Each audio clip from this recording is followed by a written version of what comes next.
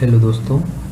तो चलिए इस लेक्चर में हम लोग बात करते हैं विश्व इतिहास के बारे में। इससे पहले हम आप लोगों को बताते हैं कि हम लोग भारत का इतिहास देख चुके हैं। उसमें प्राचीन, मध्यकालीन और आधुनिक भारत तीनों लेक्चरों को देख चुके हैं।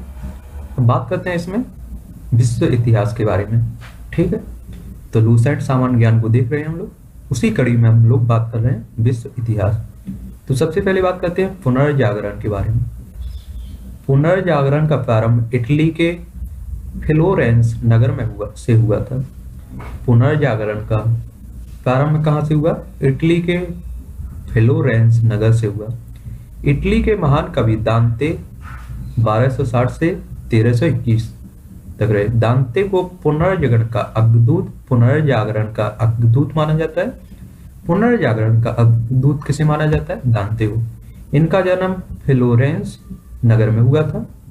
दांते ने प्राचीन लैटिन भाषा को छोड़कर तत्कालीन इटली की बोलचाल की भाषा टस्कन में डिवाइन कॉमेडी नामक काव्य लिखा। इसमें दांते ने स्वर्ग और नरक की एक काल्पनिक यात्रा का वर्णन किया है। आगे देखते हैं, दांते के बाद पुनर्जागरण की भावना का परिचय देने वाला दूसरा व्यक्ति था पेट्रॉक। पेट्रॉक को मानववाद का संस्थापक माना जाता है। मानववाद का संस्थापक किसे माना जाता है? तो याद रखिए, पेट्रॉक। वह इटली का निवासी था। इटालियन गद्य का जनक कहानीकार यूकेसियो को माना जाता है। इटालियन गद्य का जनक कहानीकार यूकेसियो को माना जाता है। कहानीकार बोकोसियो की डेकामेरोन प्रसिद्ध पुस्तक है। आधुनिक विश्व का प्रथम राजनीतिक चिंतक फ्लोरेंस निवासी मैकियावेली को माना जाता है। आधुनिक विश्व का प्रथम राजनीतिक चिंतक किसे माना जाता है? फ्लोरेंस निवासी मैकियावेली को। मैकियावेली की प्रसिद्ध पुस्तकें द प्रिंस, जो राज्य का एक नवीन चित्र प्रस्तुत करती है। आधुनिक राजनीतिक दर्शन का जनक मैकियावेली को कहा जाता है। आधुनिक राजनीतिक दर्शन का जनक किसे कहा जाता है? मैकियावेली को। पुनर्जागरण की भावना की पूर्ण अभिव्यक्ति इटली के 3 कलाकारों की कृतियों में मिलती है। एक कलाकार थे लियोनार्दो विंची, माइकल एंजेलो और राफेल। लियोनार्दो दा विंची एक बहुमुखी प्रतिभा संपन्न व्यक्ति था। वह चित्रकार, मूर्तिकार, इंजीनियर, वैज्ञानिक, दार्शनिक, कवि और गायक था। Leonardo da Vinci the last सपर और मोनालिसा नामक अमर चित्रों के रचयिता होने के कारण प्रसिद्ध रहा है। तो याद रखिए, लियोनार्दो दा विंची के चित्र कौन कौन से थे? द लास्ट सपर और मोनालिसा। माइकल एंजेलो भी एक अद्भुत मूर्तिकार एवं चित्रकार था। द लास्ट जजमेंट एवं the fall of man Michael Angelo की कृतियां हैं। निस्तान के गिरजाघर की छत में माइकल एंजेलो के द्वारा भी चित्र बनाए गए थे। रफेल भी इटली का एक चित्रकार था। इसकी सर्वप्रथम कृति जीसस क्राइस्ट की माता मैडोना का चित्र है। पुनर्जागरण काल में चित्रकला का जनक किसे कहा जाता है? जियाटो को। पुनर्जागरण काल में चित्रकला का जनक जियाटो को कहा जाता है। पुनर्जागरण काल का सर्वश्रेष्ठ निबंधकार इंग्लैंड का फ्रांसिस बेकन था। हॉलैंड के इरासमस ने अपनी पुस्तक द पेज ऑफ फोली में व्यंग्यात्मक ढंग से पादरियों के अनैतिक जीवन एवं ईसाई धर्म की कुरीतियों पर प्रहार किया। इंग्लैंड के लेखक टॉमस मोर ने अपनी पुस्तक यूटोपिया में आदर्श समाज का चित्र प्रस्तुत किया। मार्टिन लूथर ने जर्मन भाषा में बाइबल का अनुवाद प्रस्तुत किया। रोमियो एंड जूलियट शेक्सपियर की अमर कृति है। इंग्लैंड के रोजर बेकन को आधुनिक प्रयोगात्मक विज्ञान का जन्मदाता कहा जाता है। रोजर बेकन को आधुनिक प्रयोगात्मक विज्ञान का जनक कहा जाता है। पृथ्वी सौरमंडल का केंद्र है। इसका खंडन सर्वप्रथम पोलैंड के निवासी कोपरनिकस ने किया। पृथ्वी सौर मंडल का केंद्र है। इसका सर्वप्रथम खंडन पोलैंड निवासी कोपरनिकस ने किया। गैलीलियो ने कोपरनिकस के सिद्धांत का समर्थन किया। जर्मन के प्रसिद्ध वैज्ञानिक केपलर ने गणित की सहायता से यह बताया कि ग्रह सूर्य के चारों ओर किस प्रकार घूमते हैं।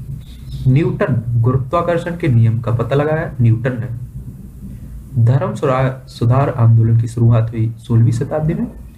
धर्म सुधार आंदोलन के प्रवर्तक थे मार्टिन लूथर था, जो जर्मन का रहने वाला था। इसने बाइबल का अनुवाद जर्मन भाषा में किया था। धर्म सुधार आंदोलन की शुरुआत इंग्लैंड में हुई। धर्म सुधार आंदोलन की शुरुआत कहाँ हुई? इंग्लैंड में। जॉन विकलिफ को धर्म सुधार आंदोलन का प्रातःकालीन तारा कहा जाता है। धर्म सुधार आंदोलन का प्रातःकालीन तारा किसे कहा जाता है? जॉन विकलिफ को। इसके अनुयायी लोलार्डस कहलाते हैं। अमेरिका की खोज क्रिस्टोफर कोलंबस ने की थी। अमेरिका की खोज किसने की थी? खोज क्रिस्टोफर कोलंबस ने की थी। अमेरिको विस्पुसी इटली के नाम पर अमेरिका का नाम अमेरिका पड़ा। अमेरिको विस्पुसी इटली के नाम पर अमेरिका का नाम अमेरिका पड़ा। प्रशांत महासागर का नाम स्पेन निवासी मैगलन ने किया। प्रशांत महासागर का नामकरण किसने किया? स्पेन निवासी मैगलन ने। समुद्री मार्ग से संपूर्ण विश्व का चक्कर लगाने वाला प्रथम व्यक्ति कौन था? मैगलन।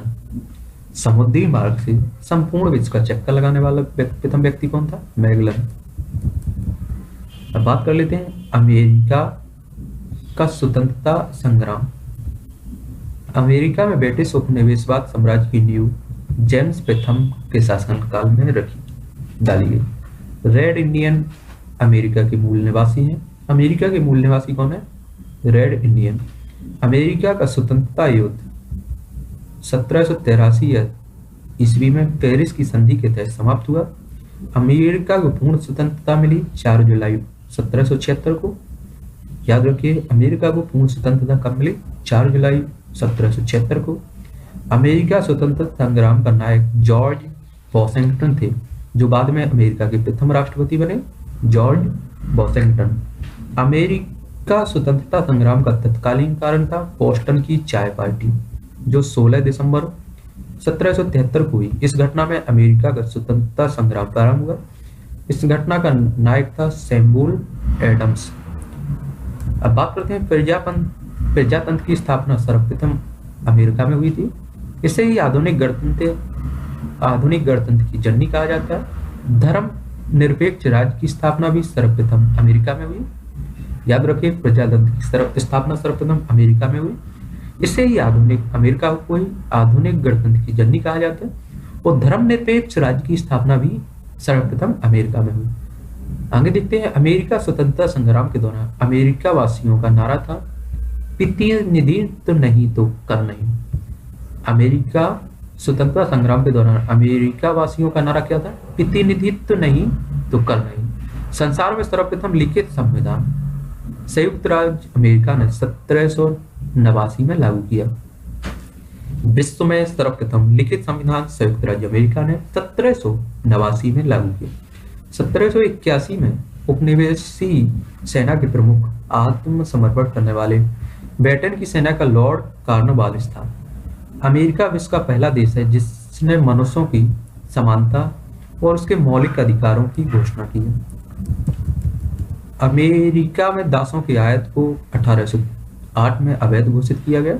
अब्राहम लिंकन अमेरिका के राष्ट्रपति 1860 में बने। अमेरिका में गृह युद्ध की शुरुआत 12 अप्रैल 1861 में दक्षिण एवं उत्तरी राज्यों के बीच हुई। दक्षिणी राज्य दासता के समर्थक और उत्तरी राज्य उसके विरोधी थे। अमेरिकी गृह युद्ध की शुरुआत दक्षिणी कैरोलिना राज्य से हुई थी। इसी युद्ध के फलस्वरूप दास प्रथा का अंत हुआ। 1 जनवरी 1863 को अब्राहम लिंकन ने दास प्रथा का उन्मूलन किया। प्रजातंत्र जनता के द्वारा और जनता के लिए शासन। प्रजातंत्र की यह परिभाषा अब्राहम लिंकन ने दी है।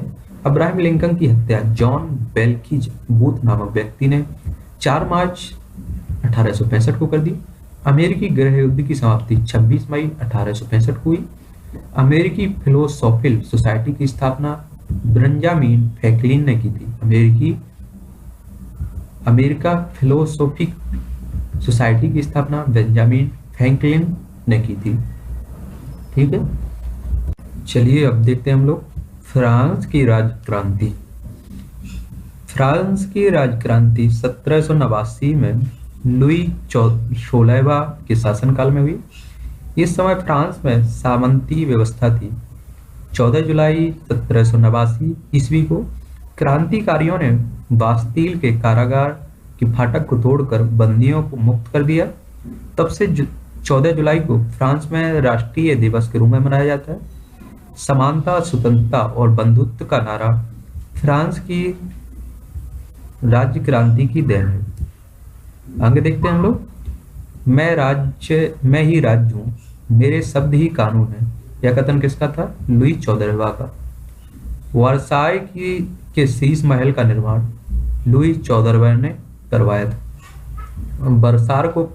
वर्साय को फ्रांस की राजधानी लुई 14वां ने बनाया। लुई 14वां 1774 में फ्रांस की गद्दी पर बैठा था। लुई 16वां 1774 में फ्रांस की गद्दी पर बैठा। लुई 16वां की पत्नी मैरी एंतोनेट ऑस्ट्रिया की राजकुमारी थी। राष्ट्र की समाधि वर्साय की भड़कीला राज दरबार में था। लुई 16वां को देशद्रोह के अपराध में फांसी दी गई थी। टेले एक प्रकार की भूमिकर था। फ्रांसीसी क्रांति में वॉल्टेयर, मोंटेस्क्यू और रूसो ने सर्वाधिक योगदान दिया। वॉल्टेयर चर्च का विरोधी था। फिर आगे देखते हैं। रूसो फ्रांस में प्रजातंत्रात्मक शासन पद्धति का समर्थक था। 100 चूहों की अपेक्षा एक सिंह का शासन उत्तम है, यह उक्ति वॉल्टेयर की थी। सोशल कॉन्टैक्ट रूसो की और लेटर्स ऑन इंग्लिश वॉल्टेयर की रचना थी। सोशल कॉन्टैक्ट किसकी थी? रूसो की। एवं लेटर्स ऑन इंग्लिश वॉल्टेयर की रचना थी वॉल्टेयर की। कानून की आत्मा की रचना किसने की? मोंटेस्क्यू ने। स्टेट्स जनरल के अधिवेशन की शुरुआत 5 मई 1789 में हुई। मापतौल की दशमलव प्रणाली फ्रांस की देन है। याद रखिए, मापतौल की दशमलव प्रणाली फ्रांस की देन है। सांस्कृतिक राष्ट्रीयता का जनक हार्डर को कहा जाता है। नेपोलियन का जन्म 15 अगस्त 1769 में कोर्सिका द्वीप की राजधानी अजासियो में हुआ था। नेपोलियन के पिता का नाम था कार्लो बोनापार्ट। नेपोलियन ने ब्रिटेन के सैनिक अकादमी में शिक्षा प्राप्त की। 1796 में नेपोलियन ने इटली में ऑस्ट्रिया के प्रमुख को समाप्त किया। फ्रांस में डायरेक्टरी का शासन का अंत हुआ 1799 में। नेपोलियन 1799 में प्रथम कौंसल बना और 1802 में जीवन भर के लिए कौंसल बना। 1804 में नेपोलियन फ्रांस का सम्राट बना। आधुनिक फ्रांस का निर्माता नेपोलियन को माना जाता है।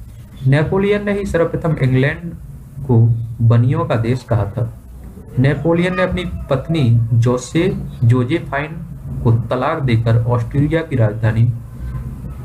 की राजकुमारी मोरिया लुइसा से शादी की। ट्राफल्गर का युद्ध 21 अक्टूबर 1805 में इंग्लैंड और नेपोलियन के बीच हुआ था।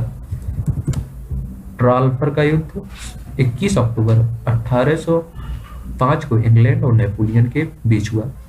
नेपोलियन ने बैंक ऑफ फ्रांस की स्थापना 1800 में की थी।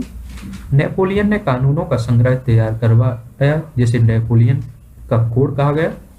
नेपोलियन को नील नदी के युद्ध में अंग्रेजी जहाजी बेड़े के नायक नेल्सन के हाथों बुरी तरह से पराजित होना पड़ा।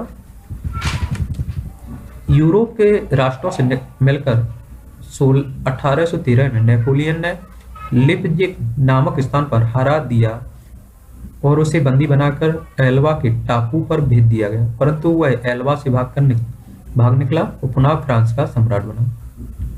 अंततः मित्र राष्ट्रों की सेना ने नेपोलियन को 18 जून 1815 को वाटरलू के युद्ध में पराजित कर बंदी बना लिया। उसे सेंट हेलेना द्वीप पर भेज दिया, जहां 1821 में उसकी मृत्यु हो गई। नेपोलियन लिटिल कारपोरल के नाम से भी जाना जाता है। लिटिल नेपोलियन को नेपोलियन के पतन का कारण था उसका रूस पर आक्रमण करना। इंग्लैंड के वाणिज्य एवं व्यापार का बहिष्कार करने के लिए नेपोलियन ने महाद्वीपीय व्यवस्था का सूत्रपात किया। वेना कांग्रेस समझौता के तहत यूरोप के राष्ट्रों ने 1815 में फ्रांस के प्रभुत्व को समाप्त कर दिया। अब बात करते हैं इटली का एकीकरण। इटली का एकीकरण 19वीं सदी के पूर्वार्ध में इटली 13 राज्यों में थे। इटली के एकीकरण का जनक जोसेफ मेजनी को माना जाता है। मेजनी का जन्म जेनेवा में हुआ। याद रखना, इटली के एकीकरण में सबसे बड़ा बाधक था ऑस्ट्रिया। इटली के एकीकरण में सार्डिनिया पीडमोंट राज्य ने अगुवाई की थी। इटली की समस्या को काउंट काबूल ने अंतर्राष्ट्रीय समस्या बना दिया। इटली के एकीकरण की तलवार गैरीवाल्डी को कहा जाता है। इटली के एकीकरण की श्रेय सेजनी, काउंट काबूल और गैरीवाल्डी को दिया जाता है। यंग इटली की स्थापना 1831 में जोसेफ मेजनी ने की थी। गैरीवाल्डी लाल कुर्ती नाम से सेना का संगठन किया था। कार्बोनरी सोसाइटी का संस्थापक गेवर्टी था। वेक्टर एमुनुएल सार्डिनिया का शासक था। इटली के एकीकरण की शुरुआत लोम्बार्डी और सार्डिनिया राज्यों के मेल से हुई। इटली राष्ट्र का जन्म 2 अप्रैल 1860 को माना जाता है। 1871 में रोम को संयुक्त इटली की राजधानी घोषित किया गया। यदि समाज में क्रांति लानी हो तो क्रांति का नेतृत्व 9 युवकों के हाथ में दे दो।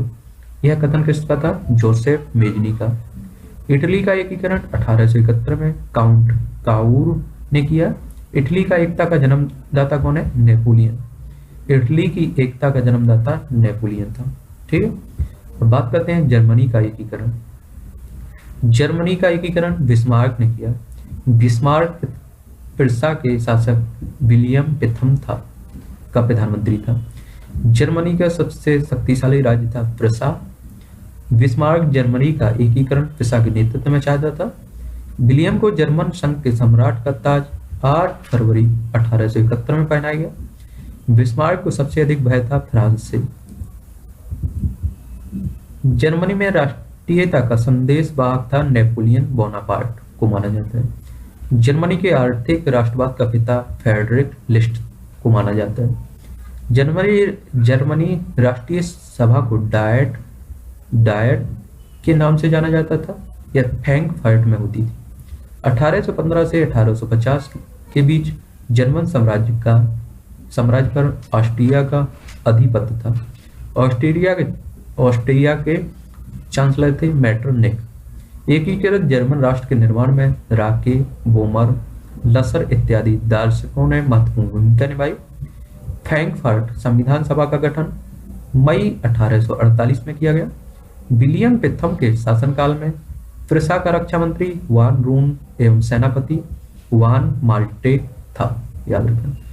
23 सितंबर 1862 में बिस्मार्क पिरसा का चांसलर बना।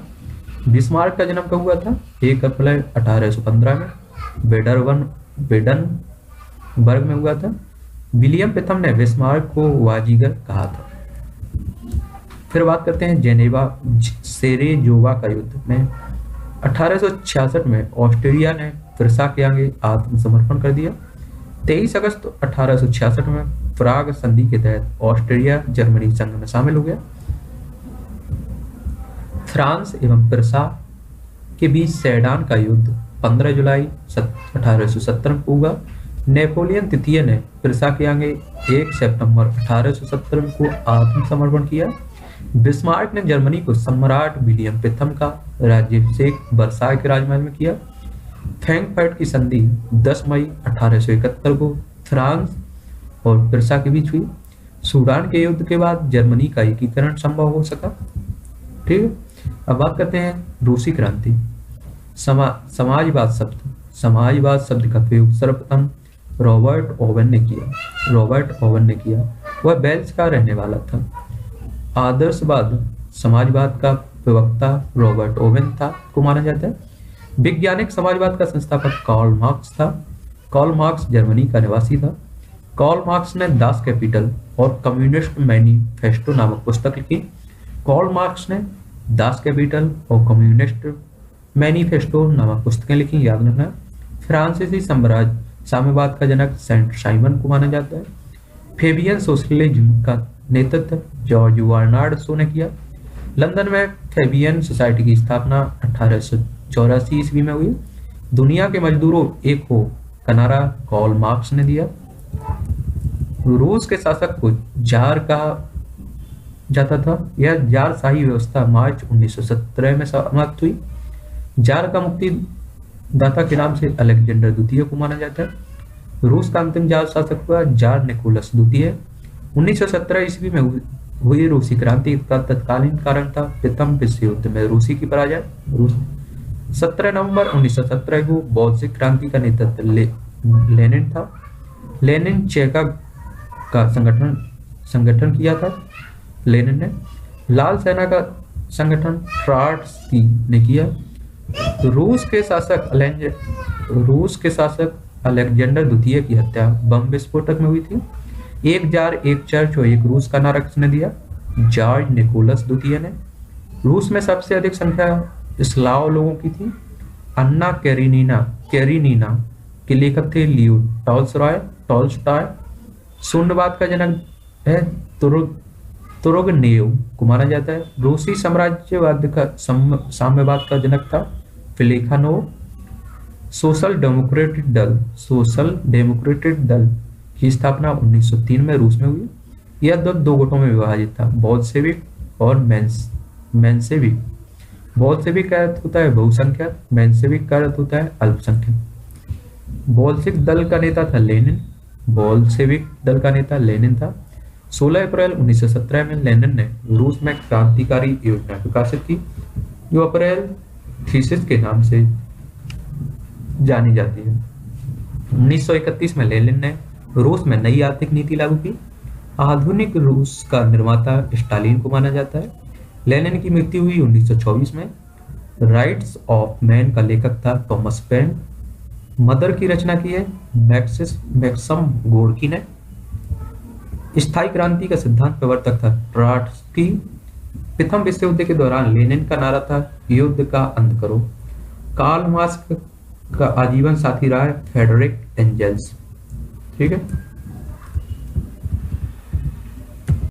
अब बात कर लेते हैं हम लोग औद्योगिक क्रांति के बारे में।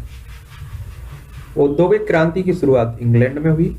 औद्योगिक क्रांति की शुरुआत कहाँ हुई थी? इंग्लैंड में, क्योंकि इंग्लैंड के पास उपनिवेशों के कारण कच्चे माल और पूंजी की अधिकता थी।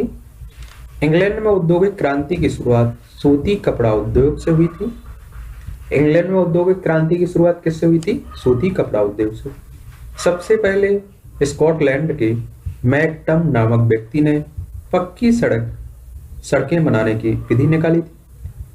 1761 में बेंडले नामक इंजीनियर ने मैनचेस्टर से वर्सले तक नहर निकाली। 1814 में जॉर्ज स्टीफेंसन ने रेल द्वारा खानों में बंदरगाह तक कोयला ले जाने के लिए भाप इंजन का उपयोग किया। औद्योगिक क्रांति में जर्मनी इंग्लैंड का प्रतिद्वंदी था। बात कर लेते हैं औद्योगिक क्रांति के हुए आविष्कारों की भी। तेज चलने वाला शटल, इसके आविष्कारक थे जॉन 1733।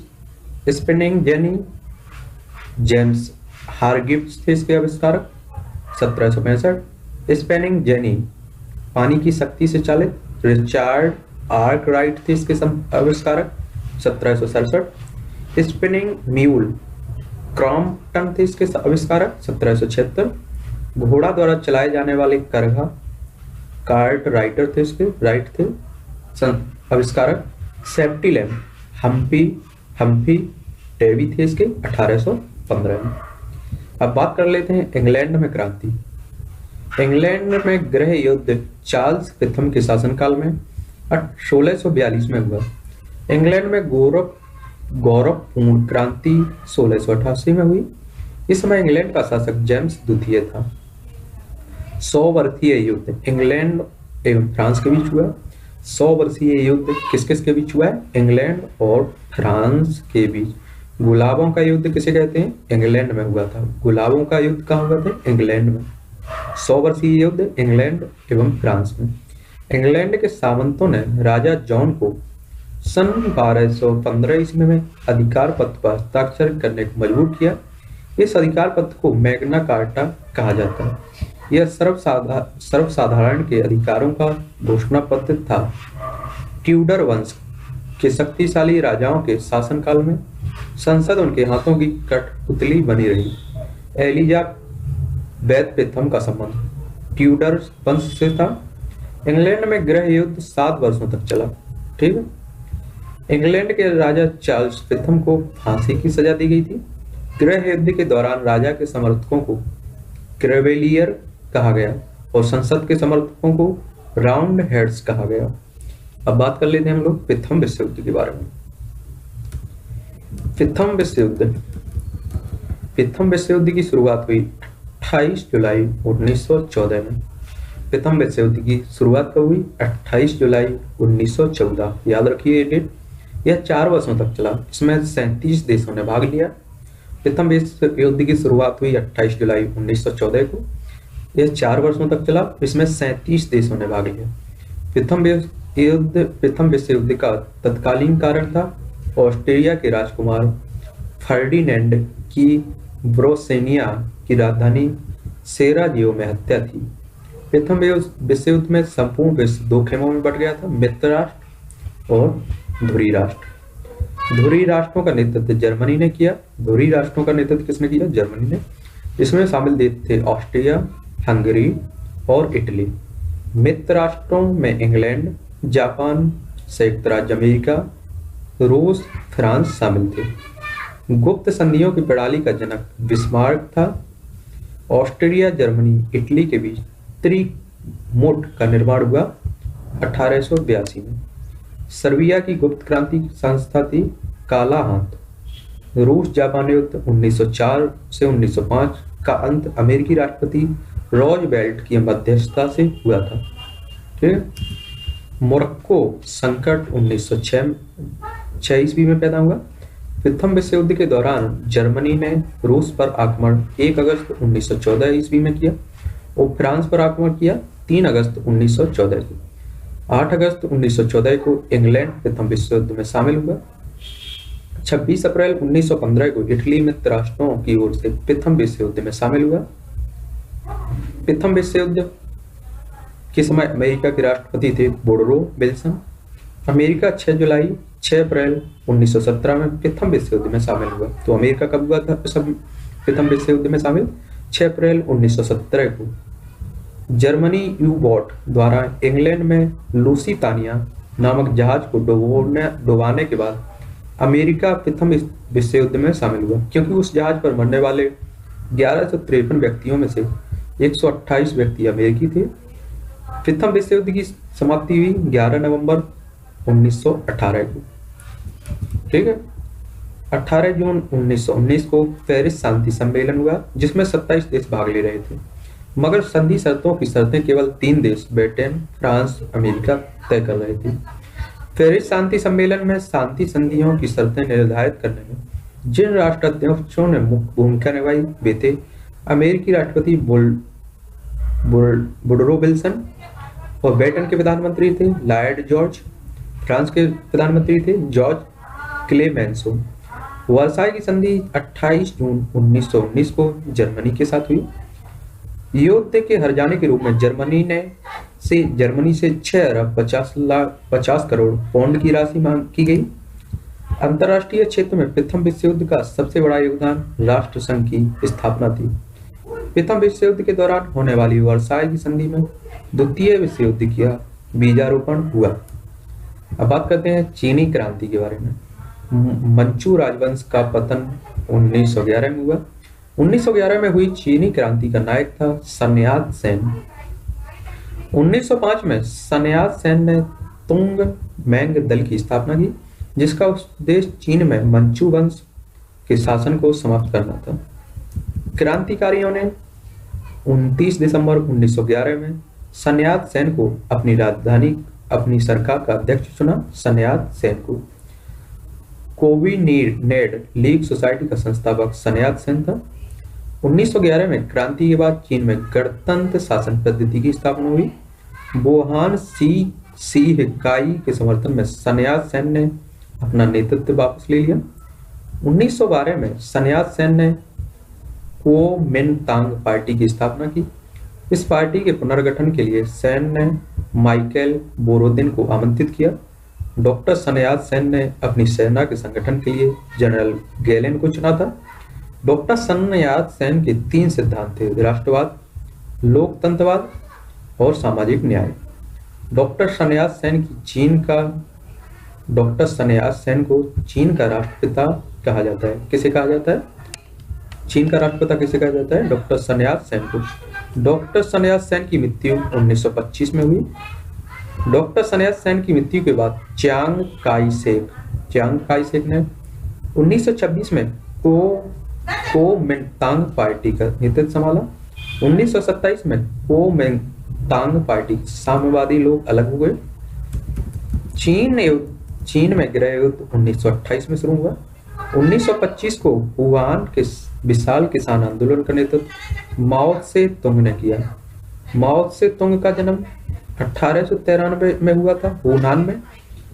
चियांग काई शेक ने केंद्रीय सरकार की सत्ता नानकिंग में संभाली। ठीक है, आगे बात करते हैं हम लोग। चियांग काई शेक ने अपनी सरकार की स्थापना हारमोसा में की। साम्यवादियों के दमन करने के लिए चियांग काई शेक ने बिलू सर्ट आतंकवादी दल का गठन किया। माओ त्से तुंग के नेतृत्व में 1 अक्टूबर 1949 को जनवादी गणराज्य की स्थापना चीन में की गई। चीनी साम्यवादी गणतंत्र का प्रथम अध्यक्ष था माओ त्से तुंग। चीन जनवादी गणराज्य का प्रथम प्रधानमंत्री था चाउ इन लाई। चीन के जनवादी गणराज्य की राजधानी थी हुनान। खुले द्वार की नीति चीन ने अपनाई। चीन के द्वार खोलने का श्रेय ब्रिटेन को दिया जाता है। खुले द्वार की नीति का प्रतिपादक था जॉन हे। चीन एशिया का मरीज के नाम से जाना गया। चीन एशिया का मरीज के नाम से जाना गया। चीन में कम्युनिस्ट पार्टी की स्थापना 1921 में हुई थी, याद रखना। चीन की कम्युनिस्ट पार्टी की स्थापना 1921 में हुई थी। अब बात करते हैं तुर्की के बारे में। तुर्की को यूरोप का मरीज कहा जाता है। एशिया का मरीज चीन को कहा जाता है, याद रखना। यूरोप का मरीज तुर्की को कहा जाता है। पाम इस्लामिज्म का नारा अब्दुल हमीद द्वितीय ने दिया था। युवा तुर्क आंदोलन की शुरुआत अब्दुल हमीद द्वितीय के शासनकाल में 1908 में हुई। प्रथम विश्व युद्ध के बाद तुर्की के साथ भीषण अपमानजनक संधि सेव्य की संधि 10 अगस्त 1920 को हुई। मुस्तफा कमाल पाशा ने इसे मानने से इनकार कर दिया। आधुनिक तुर्की का निर्माता मुस्तफा कमाल पाशा को माना जाता है। इसे अता तुर्क के उपनाम से भी जाना जाता है, तुर्की का पिता। मुस्तफा कमाल पाशा का जन्म 1891 में सेलिनिका में हुआ था। तुर्की में एकता और प्रगति समिति का गठन 1889 में हुआ। प्रारंभ में कमाल पाशा एकता और प्रगति समिति के प्रभाव में आया। एक सेनापति के रूप में कमाल पाशा ने गल्लीपोती युद्ध में शानदार सफलता हासिल की। इसके बाद 1919 में कमाल पाशा ने सैनिक पद से इस्तीफा दे दिया। 1919 के अखिल तुर्क कांग्रेस के प्रथम अधिवेशन की अध्यक्षता मुस्तफा कमाल पाशा ने की थी। 1923 ईस्वी में तुर्की एवं यूनान के बीच लोजान की संधि हुई। 23 अक्टूबर 1923 को तुर्की गणतंत्र की घोषणा हुई। कमाल पाशा ने तुर्की में 3 मार्च 1929 को खिलाफत को समाप्त कर दिया। 20 अप्रैल 1924 को तुर्की में नए संविधान की घोषणा की गई। तुर्की के नए गणतंत्र का राष्ट्रपति मुस्तफा कमाल पाशा हुआ। रिपब्लिक पीपुल्स पार्टी का संस्थापक था मुस्तफा कमाल पाशा था, याद रखना। मुस्तफा कमाल पाशा द्वारा किए गए महत्वपूर्ण कार्य निम्न थे। इनमें 1932 में तुर्की भाषा परिषद की स्थापना, 1933 में तुर्की में प्रथम पंचवर्षीय योजना लागू होना, 1924 में तुर्की को धर्मनिरपेक्ष राज्य की घोषणा, इस्तांबुल में एक मेडिकल कॉलेज की स्थापना, ग्रेगोरियन कैलेंडर का प्रचलन 26 दिसंबर 1925 से लागू हुआ। इस्तांबुल का पुराना नाम क्या था? कुस्तुनतुनिया। ठीक है। 25 नवंबर 1925 को तुर्की में टोपी और औरतों को बुर्का पहनने पर कानूनी प्रतिबंध लगाए गए। कमाल पाशा की मृत्यु कब हुई? 1938 में। अब बात करते हैं इटली में फ्रांसिस्को का उदय। फासिज्म का उदय सर्वप्रथम इटली में हुआ था। इसका जन्मदाता था मुसोलिनी। मुसोलिनी का जन्म 1883 में रोमागना में हुआ। मुसोलिनी के दल का नाम था फासिस्टवाद। इसकी स्थापना मिलान में की गई थी। ड्यूस के नाम से मुसोलिनी को पुकारा जाता था। फांसीवादी राष्ट्रवाद का समर्थन करते थे। फांसीवादी दल के स्वयंसेवक काली कमीज पहनते थे। मुसोलिनी ने डियाज को सेना का अधिकारी नियुक्त किया। मुसोलिनी द्वारा बनाए गए नियमों की संख्या थी 22। राष्ट्रीय निगम परिषद, कौन सी? राष्ट्रीय निगम परिषद का अध्यक्ष मुसोलिनी था, जिसकी सदस्यों की संख्या थी 500। Grand council of fascist party के सदस्यों की संख्या 25 थी, 25। मुसोलिनी ने अक्टूबर 1922 में रोम पर और 1935 में अबिसिनिया पर आक्रमण किया। जापान जर्मनी के साथ मुसोलिनी ने रोम वर्लिंग टोक्यो धुरी का निर्माण 1936 में किया था। मुसोलिनी ने 10 जून 1939 ईस्वी को द्वितीय विश्व युद्ध के दौरान मित्र राष्ट्रों के विरुद्ध युद्ध की घोषणा की। इटली में फांसीवाद का अंत 28 अप्रैल 1945 को माना जाता है। अब बात करते हैं, अगला है जर्मनी में नाजीवाद का उदय। जर्मनी में नाजीवाद का उत्थान हिटलर के नेतृत्व में हुआ। हिटलर का जन्म 20 अप्रैल 1889 को बॉन में हुआ। जर्मन सम्राट कैंसर विलियम द्वितीय ने 10 नवंबर 1918 को अपने पद से इस्तीफा दे दिया और 1920 ईस्वी में हिटलर ने नेशनल सोशलिस्ट पार्टी या नाजी दल की स्थापना की। जर्मन वर्कर्स पार्टी का संस्थापक हिटलर था।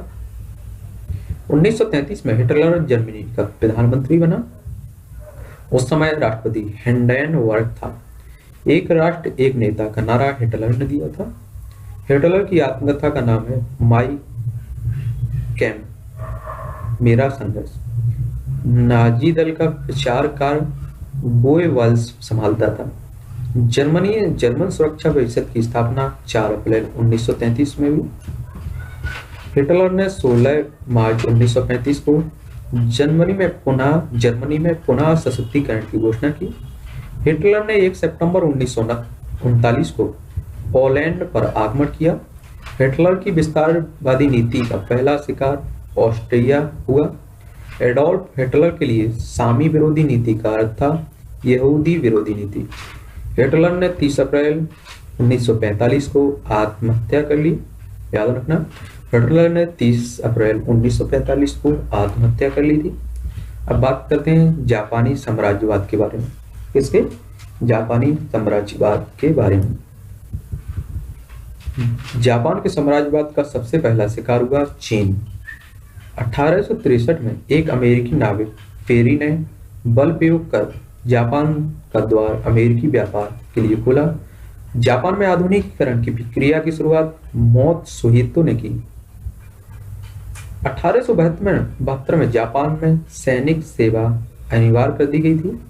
1905 में जापान ने रूस को हराया। 1905 में जापान ने रूस को हराया। जापान रूस युद्ध की समाप्ति 5 सितंबर 1905 को पोर्ट्समाउथ की संधि के द्वारा हुई। याद रखना है, जापान रूस युद्ध की समाप्ति 5 सितंबर 1905 को पोर्ट्समाउथ की संधि के द्वारा हुई थी। जापान ने 1931 में अपनी साम्राज्यवादी आकांक्षाओं की पूर्ति के लिए मंचूरिया पर आक्रमण किया। 20 मार्च 1933 को जापान ने राष्ट्रसंघ की सदस्यता त्याग दी। पीत आतंक से जापान को संबोधित किया जाता था। पीत आतंक से जापान को संबोधित किया जाता था। द्वितीय विश्व युद्ध में जापान ने धुरी राष्ट्र का साथ दिया। अमेरिका ने जापान पर परमाणु बम 6 अगस्त 1945 को हिरोशिमा पर गिराया। याद रखना, अमेरिका ने जापान पर पहला अणु बम 6 अगस्त 1945, याद रखना 6 अगस्त 1945 को हिरोशिमा पर गिराया। द्वितीय विश्व युद्ध में 10 सितंबर 1945 को जापान ने आत्मसमर्पण कर दिया। हिरोशिमा और नागासाकी पर अणु बम गिराए जाने के कारण जापान ने द्वितीय विश्व युद्ध में आत्मसमर्पण कर दिया। याद रखना, हिरोशिमा और नागासाकी। अब बात करते हैं आगे द्वितीय विश्व युद्ध के बारे में। द्वितीय विश्व युद्ध की शुरुआत 1 सितंबर 1939 को हुई। कब हुई? 1 सितंबर 1939 को हुई। 6 वर्षों तक लड़ा गया यह युद्ध। 2 सितंबर 1945 को अंत हुआ इसका। द्वितीय विश्व युद्ध की शुरुआत कब हुई? 1 सितंबर 1939 और अंत कब हुआ? 2 सितंबर 1945। इसमें 61 देशों ने भाग लिया। द्वितीय विश्व युद्ध का तत्कालीन कारण था जर्मनी का पोलैंड पर आक्रमण। द्वितीय विश्व युद्ध के दौरान जर्मन जनरल रोमेल का नाम डिजर्ट फॉक्स रखा गया। म्यूनिक पैक्ट सितंबर 1938 में संपन्न हुआ। जर्मनी ने वर्साई की संधि का उल्लंघन 1935 में किया। स्पेन में गृह युद्ध हुआ 1936 में। संयुक्त रूप से इटली एवं जर्मनी का पहला शिकार हुआ स्पेन। जर्मनी द्वारा सोवियत संघ पर आक्रमण करने की योजना को ऑपरेशन बारबोसा कहा गया। 23 अगस्त 1939 को जर्मनी रूस आक्रमण समझौते पर हस्ताक्षर हुए। जर्मनी ने रूस पर समझौता उल्लंघन का आरोप लगाकर उस पर जून 1941 में आक्रमण किया। जर्मनी की ओर से द्वितीय विश्व युद्ध में 10 जून 1940 को इटली ने प्रवेश किया।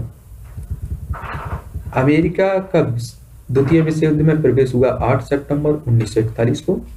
द्वितीय विश्व युद्ध के समय इंग्लैंड के प्रधानमंत्री थे विंस्टन चर्चिल और अमेरिका के राष्ट्रपति कौन थे? Franklin D Roosevelt. याद रखिए, द्वितीय विश्व युद्ध के समय इंग्लैंड के प्रधानमंत्री विंस्टन चर्चिल एवं अमेरिका के राष्ट्रपति फ्रैंकलिन डी रूजवेल्ट। इंग्लैंड की शानदार अलगाववादी नीति के विचारक थे सैली सेवरी।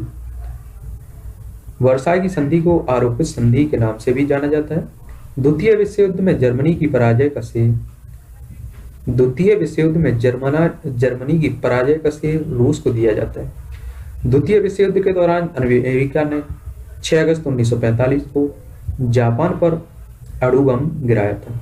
द्वितीय विश्व युद्ध में मित्र राष्ट्रों द्वारा पराजित होने वाला अंतिम देश था जापान।